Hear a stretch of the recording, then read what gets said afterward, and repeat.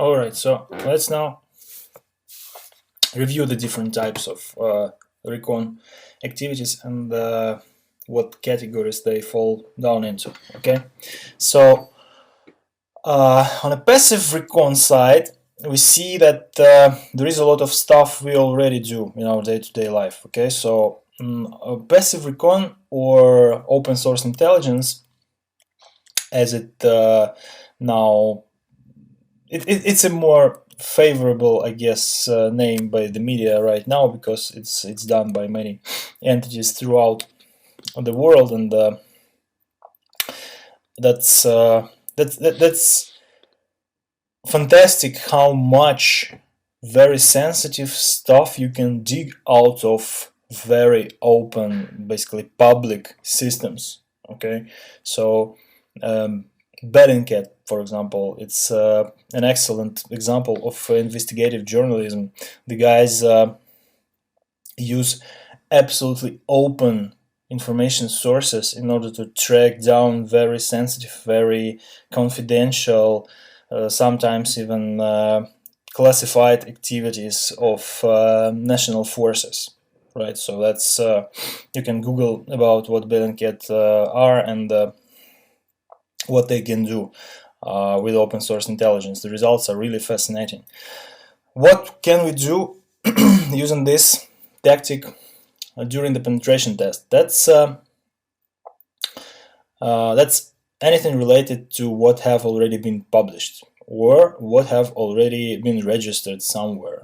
That can be a data that is published intentionally by people, or that can be data that has leaked somehow, has been leaked by someone, or it just is there, and it's not controlled by the person or the system or the company that this data is about, but it's anyway available and can be collected. So this in general is normally called internet footprint, because this is what we leave after us when we use internet resources. So we can use search engines, of course, to use the keywords we already have from the scope definition in order to find people or systems or websites or web services, mobile applications, or even mentions in the media,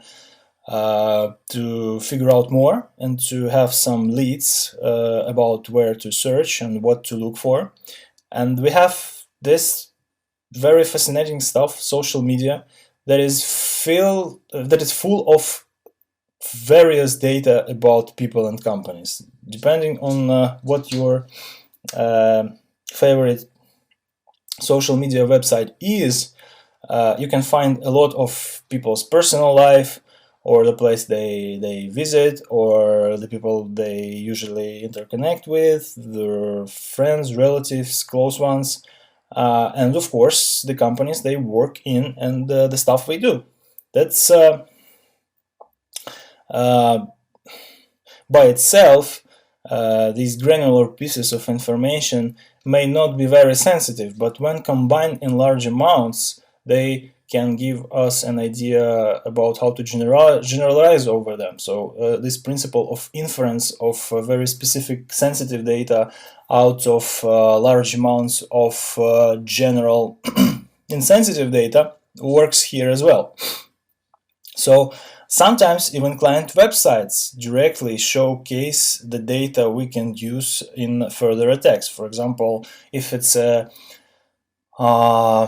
if, let's say, it's a very respected consulting company, it's a, I don't know, law firm or security consultancy that values their people, their professionals very much, and they showcase them at their website. So even the websites by themselves already contain names, contacts, sometimes even phone numbers. Yeah, you can find out at least the people you can connect in order to know more or to execute a social engineering attacks already. Okay, there is also this very interesting thing called metadata. If you're not familiar with the term, I will try to explain it as the data about data. Okay, so it's not the contents of the file, it's the properties of the file. For example, when you put something into a Word document, it may be insensitive, it may be some gibberish, but if you save this document, you leave the track of what is the version of the software the file has been created in, okay?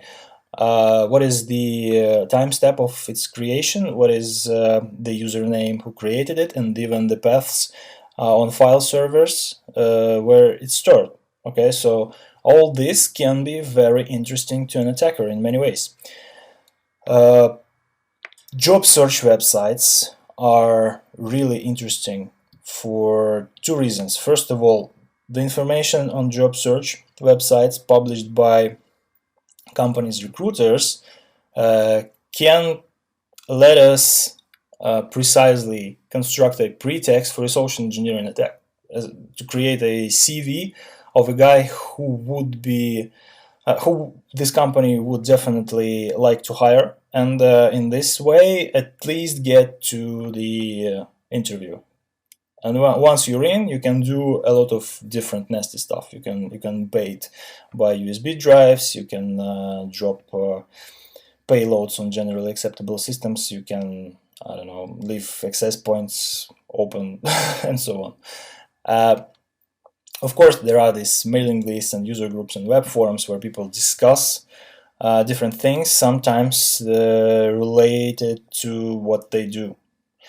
I think now it's not very popular, but back in the day you could find all sorts of different sensitive information in mailing lists. And the bad thing about it, it's without help of people who moderate or administer them, you cannot remove anything. And if even if you remove that, if you succeed in that, you still will have a search engine cache for some period of time. And even if the search cache expires, you will have archive.org that might have a snapshot of this page for forever, basically. Okay.